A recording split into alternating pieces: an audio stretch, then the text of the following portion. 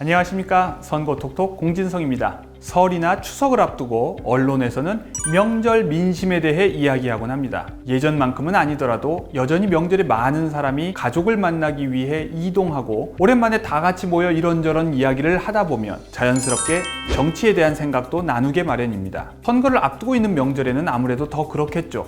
그래서 후보자들도 명절 밥상머리에 자신의 이름을 올리기 위해 노력하고 그렇게 전국의 민심이 한 차례 뒤섞이고 난 후의 결과에 언론도 관심을 기울입니다. 1960년대 이후 산업화 과정에서 우리는 급격한 이촌향도 현상을 겪었습니다. 어쩌면 지금도 계속되고 있는지도 모르겠습니다. 아무튼 그 결과 서울을 비롯한 대도시에는 다양한 지역 출신의 사람들이 모여 살게 되었죠. 그런데 대도시에 모여 사는 이 사람들이 해마다 한두 차례 자신의 출신 지역으로 돌아가는 때가 바로 이 명절인 것입니다. 그래서 대도시의 여론과 시골의 여론이, 중앙의 여론과 지방의 여론이 이 명절에 만나게 됩니다. 명절에 주로 만나는 사람들은 경제적 이해관계로 얽힌 2차 집단이 아니라 혈연으로 맺어진 1차 집단입니다. 경제적 이익과는 무관한 이 1차 집단을 사람들은 기본적으로 더 신뢰하는데요. 장사 속으로 어울리는 사이가 아니기 때문이겠죠. 사람들은 보통 1차 집단 속에서 어린 시절을 보내면서 정치적 성향을 어느 정도 형성하기 때문에 선거를 앞둔 명절에 이 사람들이 다시 모여 애초에 공유하고 있던 자신들의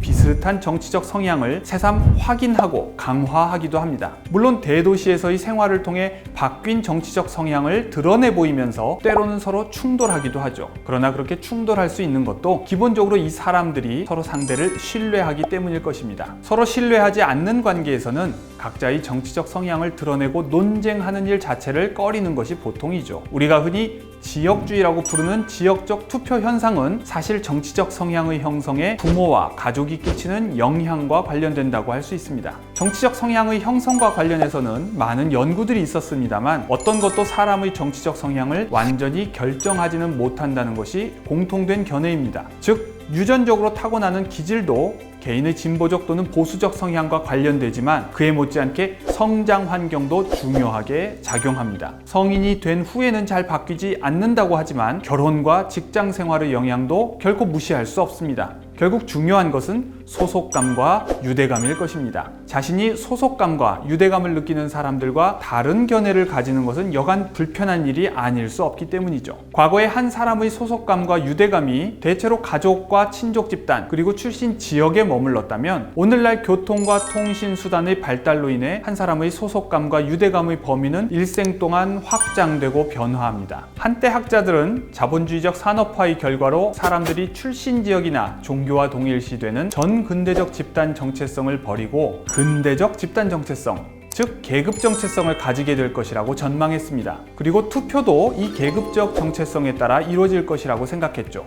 유권자들이 각자의 경제적 이익에 따라 그 이익을 대변하는 정당에 투표할 것이라고 생각한 것입니다. 그러나 산업의 발달은 유권자 집단을 경제적 이익에 따라 단순하게 양분하지 않고 훨씬 더 복잡한 분화를 가져왔습니다. 그리고 교통과 통신 기술의 발전은 사람들의 이동을 용이하게 했을 뿐만 아니라 공간적 한계를 초월한 소통을 가능케 했습니다. 그 결과 민족이나 계급, 종교나 출신 지역으로 환원되지 않는 다양한 정체성 집단이 그것도 지구적 차원에서 등장하게 되었죠. 말하자면 탈근대적 집단 정체성이 출현한 것입니다. 그러나 여전히 정치는, 그리고 특히 선거는 국가를 단위로 이루어지고 선거를 중심으로 한 정치에 참여할 권리는 그 국가의 국민에게 주어지는 만큼 이른바 탈근대적 집단 정체성이 투표에 영향을 주기는 어렵습니다. 유권자 개인이 어떤 탈근대적 정체성 집단에 더 큰 소속감과 연대감을 느끼더라도 선거에서의 선택은 결국 주어진 선택지 안에서 이루어질 수밖에 없기 때문이죠. 정당 일체감이 여전히 중요한 이유입니다. 예를 들면 BTS의 팬클럽 아미는 대표적인 탈근대적 정체성 집단입니다. 연령과 성별, 국적과 인종, 계급과 학력, 종교와 이념을 모두 초월하여 지구적으로 연결된 일종의 정체성 집단입니다. 이들 아미는 모두 소속감과 연대감을 공유할 것입니다. 그러나 각자가 속한 국가에서 투표를 할 때에는 각자의 정당 일체감에 따라 투표할 수밖에 없습니다.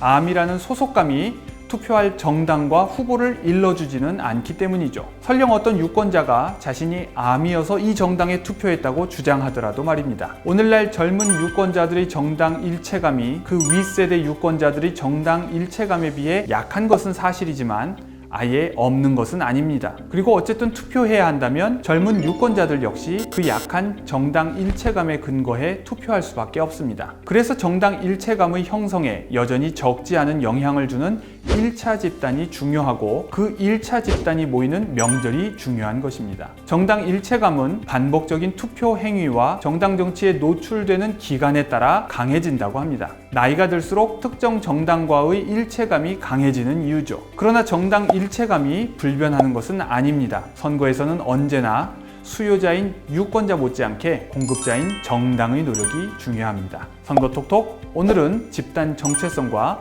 정당 일체감에 대해 알아보았습니다.